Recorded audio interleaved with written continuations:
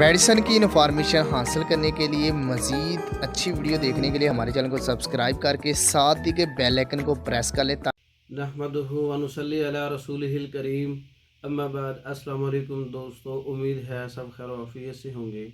आज हम बात करेंगे अक्सीर दवाए बवासीर खूनी और बादी। ये एक ऐसा पुराना यूनानी नुस्खा है जो लोग बवासीर से तंग हैं, ऑपरेशन भी करवा चुके हैं, फिर भी उनका पखाने के साथ खून आता है, तो ऐसे मरीज़ों के लिए अक्सीर बवासीर खूनी और बादी ये एक यूनानी नुस्खा है। आप ख़ुद भी तैयार कर सकते हैं, तैयारशुदा मंगवा सकते हैं। बहुत ही ज़बरदस्त रिज़ल्ट है इसका, और हो सकता है ये नुस्खा आपने पहले कभी ना सुना हो।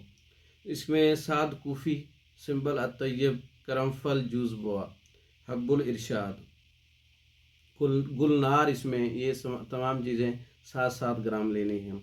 खुब्सुल हदीद, जो सिरका में भिगोकर खुश्क करके पीसा गया हो, इसमें 50 ग्राम लेना है। हलीला स्याह, बलीला, आमला, हब्बुल आस, गुल सुरख, हर एक इसमें 15-15 ग्राम लेने हैं। इसमें तुख्म गंदना, मक्कल, किशमिश, सब्ज़, इसमें 20-20 ग्राम आपने डालनी है। मक्कल को आप गंदना में हल करके अदविया को पीस कर जो है शहद बकदरे इसमें शामिल करके ये दवाई तैयार कर सकते हैं। 2 ग्राम सुबह ठंडे पानी से सुबह खाली पेट इस्तेमाल करनी है। हर किस्म के खून को रोकने के लिए है। बवासीरी खून भी रोक देती है ये मेडिसिन। और जलन, तकलीफ़, सोजिश, दर्द, उसके लिए बहुत बेहतरीन नुस्खा है। तो ये शहद के जो है इसको पीसकर शहद के डालने से ये मेडिसिन तैयार होगी। पेस्ट टाइप तैयार होगा, माजून टाइप तैयार होगा। इसमें शहद लाजमी डालना है। तो इसके इस्तेमाल से बवासीर ख़त्म हो जाएगी, खूनी हो या बादी हो। और इसमें गरम और तमाम किस्म की खुश्क और गरम मिर्च मसालों वाली चीज़ें बंद कर देनी है।